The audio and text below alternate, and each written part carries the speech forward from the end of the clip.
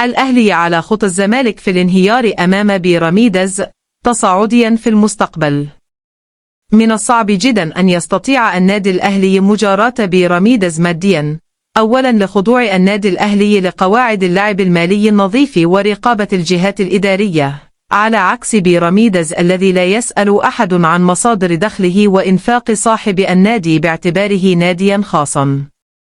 ثانيا، لأن الأهلي ينفق على العديد من اللعبات، فهو النادي الأهلي للقطر المصري للرياضة البدنية، بينما بيراميدز إنفاقه مركز على كرة القدم فقط، مما يعني أن المعركة المالية بين الأهلي وبيراميدز تصب في مصلحة بيراميدز في أي توقيت، الآن وغدا وفي المستقبل.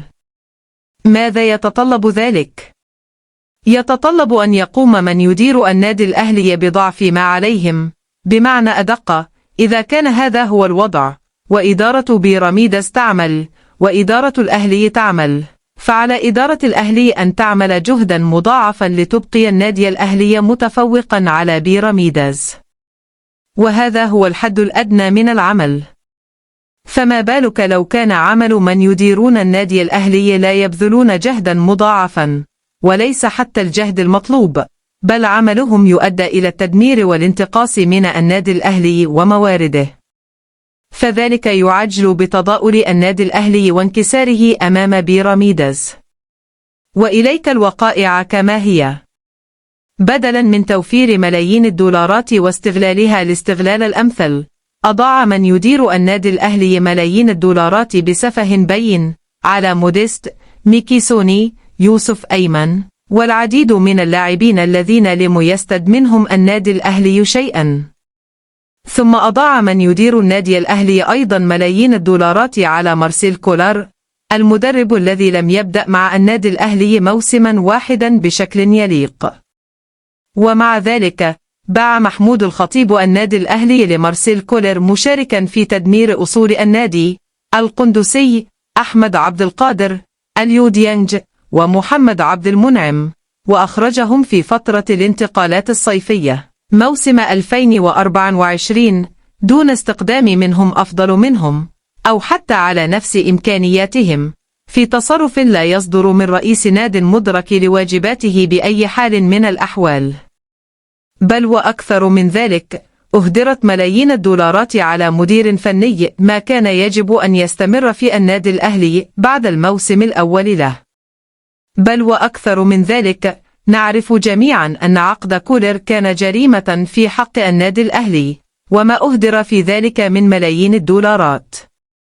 ثم اتبع محمود الخطيب تلك الكوارث التي لا يتصورها عاقل ولا أحد من جماهير النادي بكارثة ريبيرو الذي أضاع على النادي هو ومحمود الخطيب كأس العالم التاريخي والمجد الأدبي، وملايين الدولارات التي كان يمكن للنادي الأهلي أن يتحصل عليها إذا قدم أداء ونتيجة مع مدير فني محترم، وبلغ ما بلغه الهلال السعودي، الهلال الذي تتفوق عليه الأندية المصرية، وعلى رأسها بيراميدز الذي تفوق على أهلي جدة مؤخرا.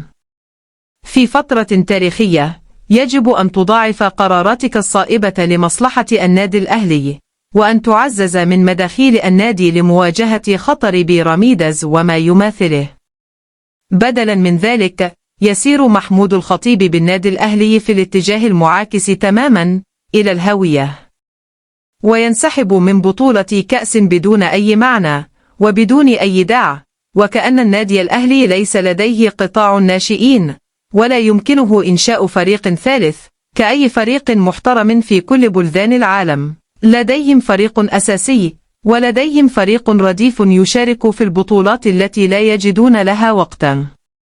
كأن النادي الأهلي ناد من الدرجة الرابعة لا يمكنه عمل ذلك، أو كأن محمود الخطيب قد دمر قطاع ناشئي النادي الأهلي تماما، حتى أنه أصبح يفضل الانسحاب من البطولة الثانية في مصر حتى لا ينفضح وضع ناشئي النادي.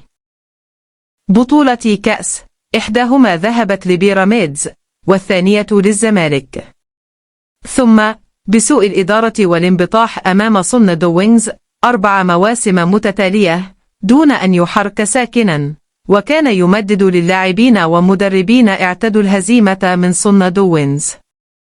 يصبح بيراميدز بطل إفريقيا، ويظهر في كأس العالم، ويتوج بألقاب ربما يكون أول من توج بها إذا نجح في الوصول إلى النهائي الذي فشل الأهلي تحت قيادة محمود الخطيب في الوصول إليه، لأن محمود الخطيب لم يستعد يوما كما ينبغي لبطولة كأس العالم. كل هذه الأموال والمجد الأدبي أهدرها محمود الخطيب، واقتنصها بيراميدز ليجعل موقف الأهلي أكثر صعوبة في مواجهة المد المالي الذي يمتلكه بيراميدز. ولنرى. بيراميدز يستطيع إغراء أي لاعب من النادي الأهلي وخطفه، في مقابل أن النادي الأهلي لا يجرؤ حتى على مجرد مناقشة خطف أي لاعب من بيراميدز، لأنه باختصار لا يستطيع. من يدير بيراميدز رأى محمد الشيبي، بينما محمود الخطيب مقتنع بمحمد هاني. من يدير بيراميدز رأى فيستون مايلي، بينما محمود الخطيب رفضه، وأتى لنا بموديست. محمود الخطيب أخرج محمد عبد المنعم رغما عن أنفه أمام آدم وطني، وأتى لنا بيوسف أيمن بديلا له. محمود الخطيب أخرج وسام رغما عن أنفه أمام آدم وطني، ولا أحد يجرؤ على أن يخطف فيستون مايلي من بيراميدز. أنقذوا النادي الأهلي، وأول خطوات الإنقاذ أن يحاسب محمود الخطيب على كل تلك الأخطاء، وإلا فلن يعرف من يأتي بعده، ولن يتعلم أن لا يكرر نفس الأخطاء.